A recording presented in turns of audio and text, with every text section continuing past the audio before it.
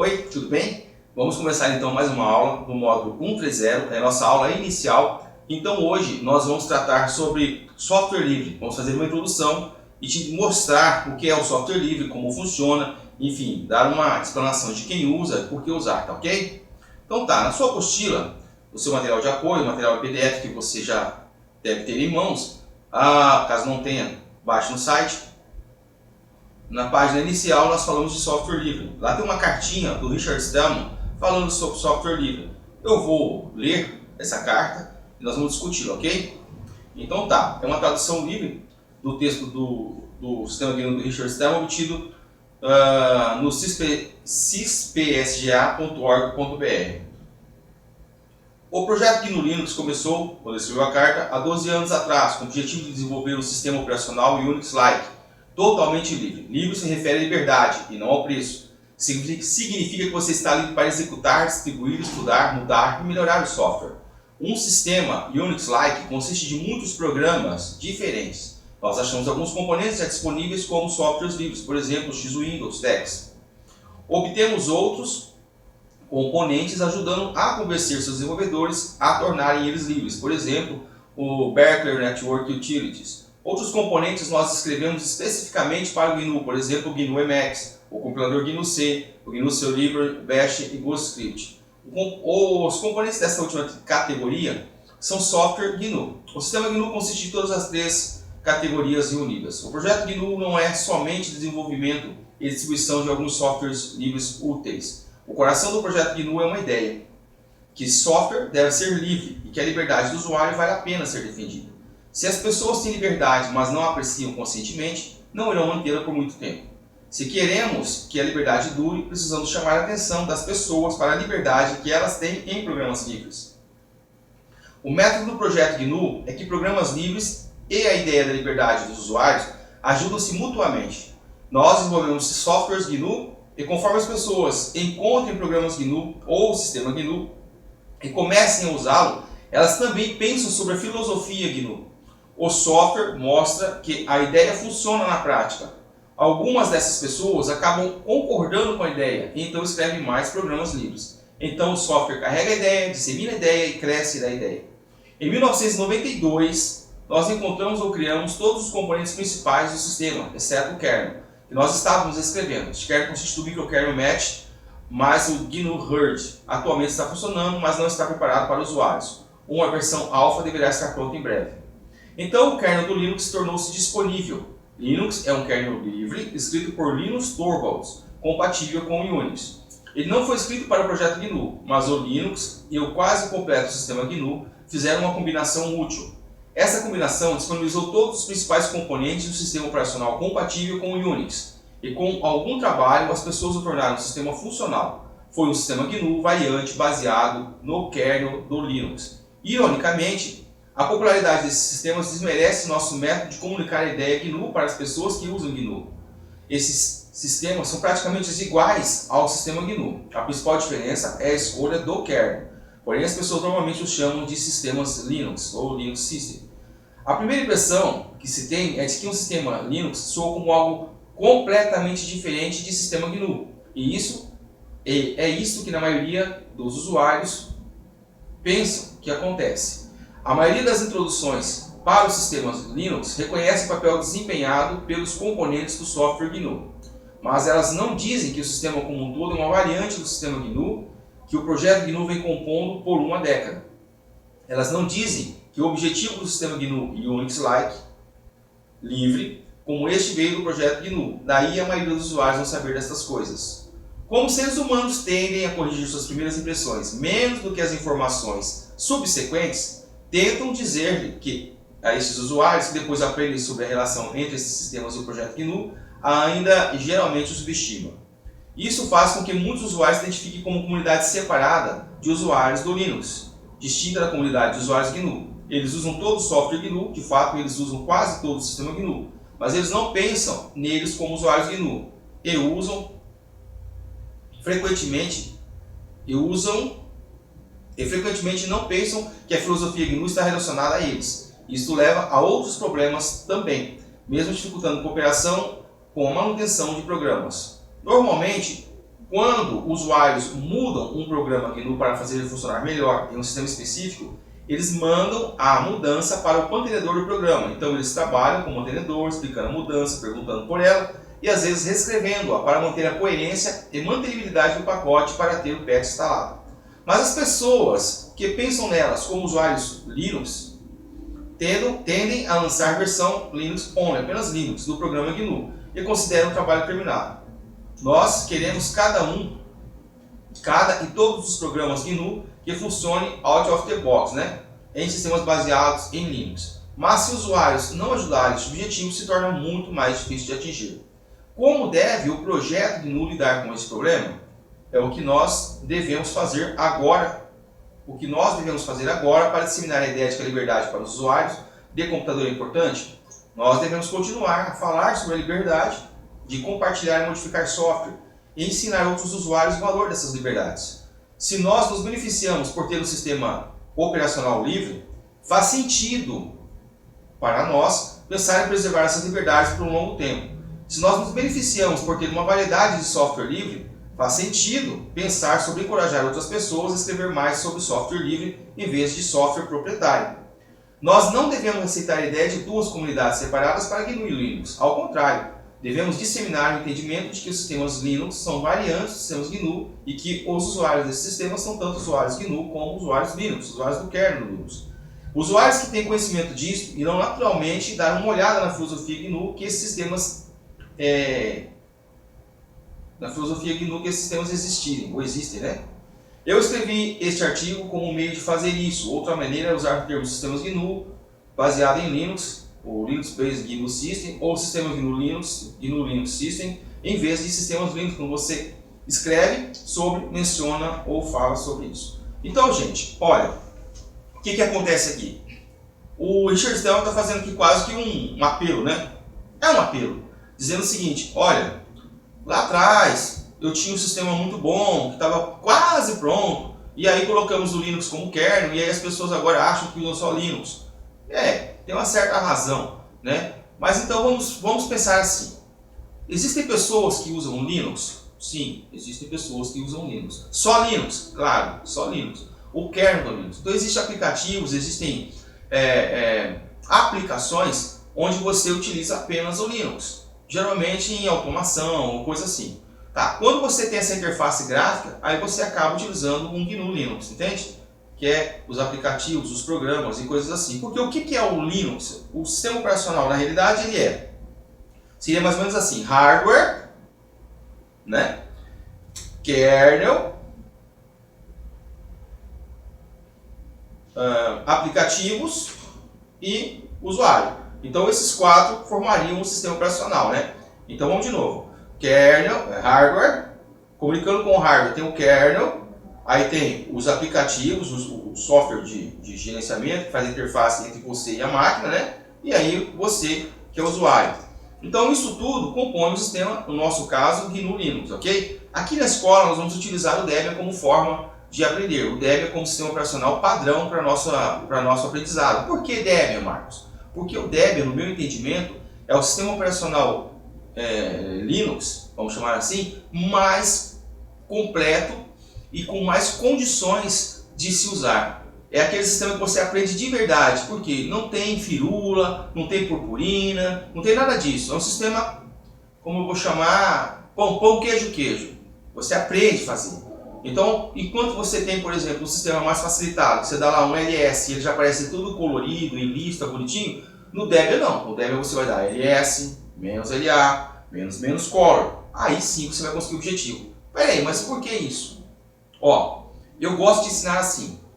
E acho que funciona. Já passaram milhares de pessoas aqui pela escola, milhares de alunos, e eles tiveram um índice de aproveitamento muito bom mesmo, acima dos 98%. Então é bastante grande. Como que eu gosto de ensinar? Da maneira, passando pelo caminho das pedras.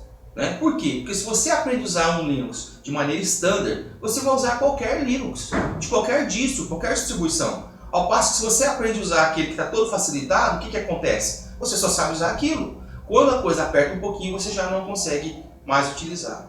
Tá? Então, olha, um pouquinho de história do Linux. Lá atrás, tinha um moço, o Richard Stallman, que estava montando um sistema GNU, né? O que era? Na realidade era um Unix, um Unix minimizado, né? Com interface gráfica de maneira que as pessoas pudessem utilizar com facilidade. Em resumo é isso, né? E aí precisava-se de um kernel. Então é como se ele tivesse um grande carro, um carro funcional, um carro bom, só que esse carro não tinha um bom motor. O motor não funcionava a contento, né? Então o que ele fez? Descobriu um cara na Finlândia, que é o Linus Torvalds, que tinha um kernel que funcionava, que era o kernel que depois veio se chamar Linux, né? Por causa de Linux, né? De Linus Torvalds, Linux, tá? Virou Linux. Então o que ele fez? Colocou esse kernel junto com outro sistema e aí a coisa explodiu e deu tudo certo. Então hoje nós temos um sistema bastante funcional, um sistema bom, né? Que é um sistema GNU e Linux ao mesmo tempo. Então daí a expressão GNU Linux. É legal falar assim, é legal disseminar, porque daí as comunidades se ajudam e não fica criando aquela coisa, né, de que eu sou Linux, eu sou GNU. Não, eu sou GNU Linux. Mas é muito comum nós chamarmos apenas Linux, tá? Gente, eu queria falar também um pouco da liberdade, tá? São 4 liberdades que mantêm o Linux funcionando. Tá? Então nós temos aí a liberdade que o Richard Stallman ele fez uma licença pública geral, tá? Que chama GPL. Então ele fundou a FSF, que é a Free Software Foundation, que mantém a licença chamada GPL. Né? No caso, acabei de falar que é GNU Public License, né? Que é a licença pública geral. A GPL é uma licença de distribuição de software que visa proteger as chamadas 4 liberdades fundamentais do mundo GNU Linux, tá? Sendo elas, eu vou ler para você e nós vamos comentá-la, tá? Tá lá na sua apostila. Liberdade 0, né? Que é a liberdade para rodar o programa para quaisquer propósito, tá? Então assim, posso fazer o que com esse programa, Marcos? O que você quiser. Quaisquer propósito, você pode usar para tudo. Então a liberdade 0 da licença pública geral te garante isso. Você tem uma licença de software, olha só, que te permite fazer isso. Tá? Você pode rodar o software para qualquer propósito, ou quaisquer propósito. A liberdade 1, liberdade para estudar como o programa trabalha e adaptá-lo às necessidades. Ter acesso ao código-fonte é essencial para isso, obviamente, né? Para você estudar o programa e adaptá-lo às suas necessidades, é óbvio que você precisa ter acesso ao código-fonte. E para isso, só o software livre te propicia isso, né? Você já viu alguém fornecer o código-fonte no software proprietário? Não, né? Se a pessoa ganha dinheiro com aquilo, ela não vai te dar o código-fonte do programa dela. Esquece. Aqui você consegue. No software livre tem essa facilidade. Liberdade 2. Liberdade de distribuir cópias de forma que você possa ajudar outras pessoas. Opa! Pera aí, agora ficou sério esse negócio aqui. Quer dizer que eu posso copiar o CD, o DVD e dar pra galera? Pode. Não, pera aí. Quer dizer que eu posso então pegar a ISO, a imagem e distribuir à vontade? Pode. Pode. E é original, porque existe uma licença que permite isso. Quando você faz cópias do sistema operacional do software livre, né, você distribui isso, obviamente, e não importa se tem capinha, se não tem capinha, se está colorido, não importa. Ele é um software original. Você pode distribuir à vontade, que está tudo certinho, não tem nada de errado, tá? Não tem pirataria, não tem nada disso. Liberdade 3. Liberdade para melhorar o programa e disponibilizar as melhorias para o público, de forma que toda a comunidade possa se beneficiar disso. Ter acesso ao código-fonte é essencial também para isso. Eu posso melhorar esse programa? Pode. Eu posso disponibilizar para os outros? Claro. Tá. Então, como faz? Não. O tempo todo o programa está sendo melhorado. O tempo todo tem gente trabalhando nisso e de redistribuindo essas cópias de maneira que todo mundo tenha acesso. Essa é a mágica do negócio. É você poder compartilhar o conhecimento com as outras pessoas. Olha que fantástico. Você tem conhecimento e você divide com outras pessoas. Quando você ensina, você aprende. Quando você divide, neste caso, você ganha. E quanto mais pessoas utilizarem o software, mais você vai ter gente te ajudando. Mais vai ter gente participando dessa revolução e aí você vai ter mais sucesso. Eu tive a curiosidade, antes de começar essa aula, de ir lá no top500.org, que é um site que diz quais sistemas operacionais utilizam os 500 maiores computadores do planeta. Adivinha? Qual é o sistema operacional mais utilizado no planeta? É isso mesmo, Linux. Linux é o mais utilizado. Qual é o segundo mais utilizado no planeta? Se eu não me engano, com 2%, Unix. Então o primeiro é Linux, que é um derivado do Unix, e depois é o quê? Depois é o Unix. E qual é o terceiro mais utilizado? Não tem terceiro mais utilizado. Vocês entenderam? Não tem um software proprietário lá desses que você conhece fazendo parte dos 500 computadores maiores do planeta. Não tem. Então significa, gente, que você está no lugar certo. Você está aprendendo algo que vale a pena. Não existe quase mão de obra para Linux. Existe pouquíssima mão de obra diante do que se faz necessário. Então a pessoa que sabe Linux consegue uma boa colocação, consegue fazer coisas diferentes e consegue, inclusive, trabalhar de forma autônoma e ainda assim ter um bom rendimento. Porque foge dos licenciamentos. E quando você foge dos licenciamentos, deixa de pagar o cara que inventou aquilo ou que juntou as ideias, né? E você fica com esse resultado. Então imagine, você vai fazer a instalação de um servidor e você já sai lá de 16, 17, 18 mil, não sei quanto custa uma licença de um software proprietário, porque é muito tempo que eu não mexo com isso, né? Mas assim, olha, quando você faz isso com software livre, quanto custa? Nada, mão de obra só. Não tem uma licença pública geral? Já está licenciado, é seu, tá? Então se você quiser mais informações sobre as liberdades, tá na apostila também tem lá, você pode procurar no kernel.org, gnu.org ou fsf.org, tá bom? Tá, vamos falar aqui de sistema operacional? O que é sistema operacional? Sistema operacional, meu querido, minha querida, é o conjunto de programas que fazem a interface do usuário e seus programas com o computador. Ele é responsável pelo gerenciamento de recursos e periféricos, como memória, disco, arquivos, impressora, CD-ROM, etc. Interpretação de mensagens e execução de programas. No Linux, o kernel mais o conjunto de ferramentas GNU compõe o sistema operacional. O kernel, que é a base principal de um sistema operacional, poderá ser construído de acordo com as configurações do seu computador e dos periféricos que possui. Resumo da ópera é o seguinte: você pode recompilar o kernel, tá, para se adaptar àquele hardware que você está usando. Isso não usa mais, tá? Isso é uma coisa antiga. A gente, quando escovava bits, ia lá atrás, fazia isso. Hoje não.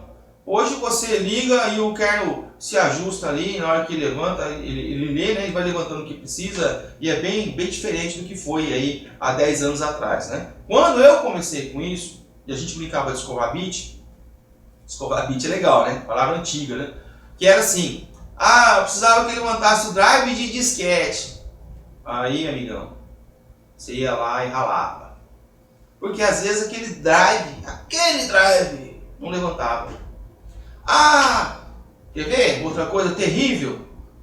Modem discado. Meu Deus do céu. Graças a Deus que acabou esse negócio, não tem mais. Era terrível. E por aí vai. Vocês estão pegando uma época fantástica, onde as coisas funcionam quase sozinhas. Hoje é muito mais tranquilo. Tá? Então eu acho muito mais fácil você utilizar um Linux do que qualquer outra coisa. As coisas já estão ali na cara. Vou contar para você uma história. Uma historinha bem interessante. Eu conheci uma pessoa que nunca tinha visto Linux na vida. Não sabia nem o que era. E eu peguei um projeto de migração no órgão público. Do governo híbrido, do governo federal e estadual. Tá. E aí eu tinha que escolher um piloto. E escolhi esta mocinha para fazer o início da migração, uma secretária, né? E ela começou a utilizar o Linux e tal, e começou a gostar, e teve treinamento para usar o Office, que era praticamente igual ao outro que ela usava, né?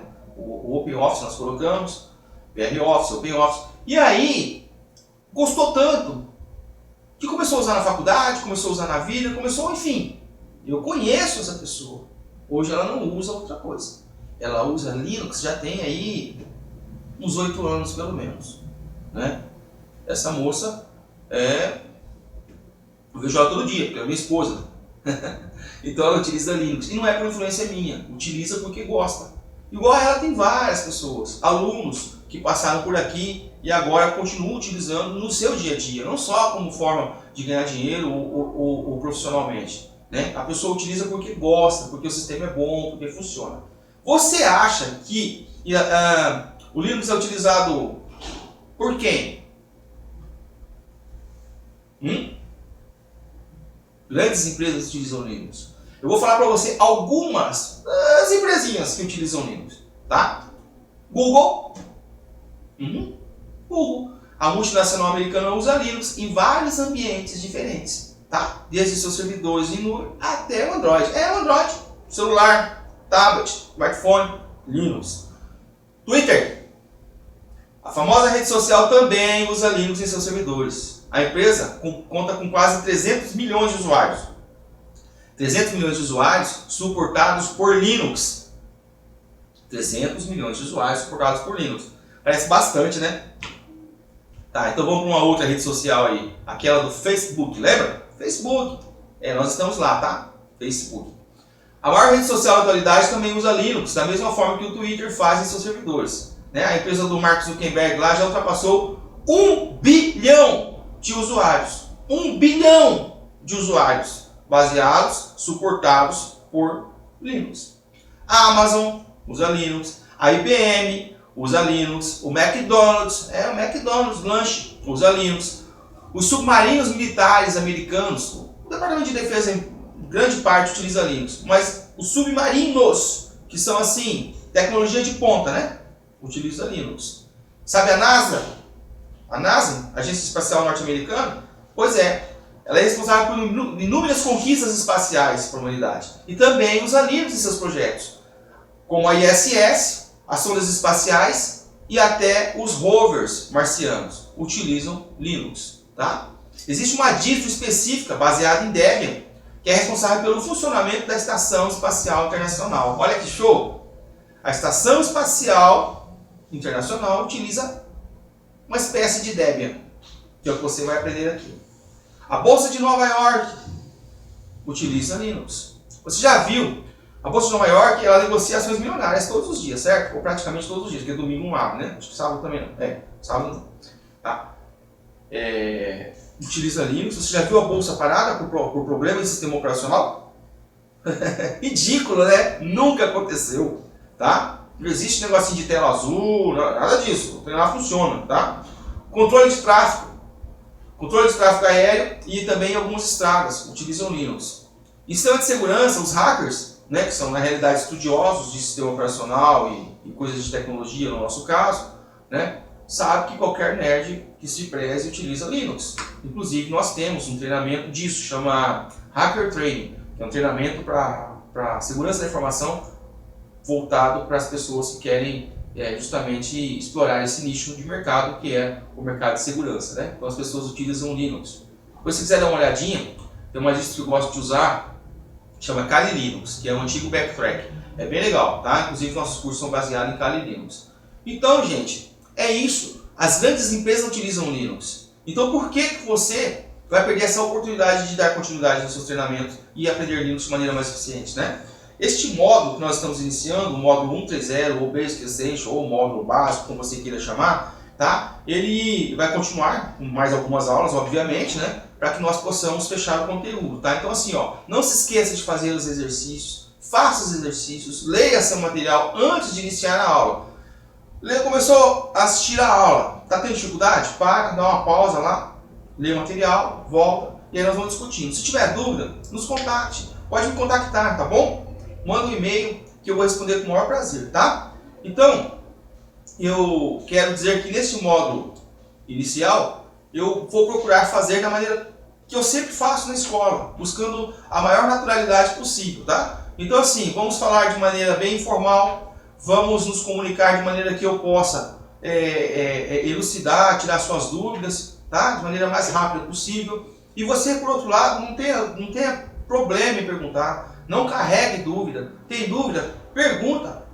Porque se você não perguntar, essa dúvida vai chegar lá na frente, vai virar uma dúvida gigante. Às vezes é uma besteira, mas vai fazer uma diferença gigante, tá? Então assim, ó, participe da aula, faça suas perguntas.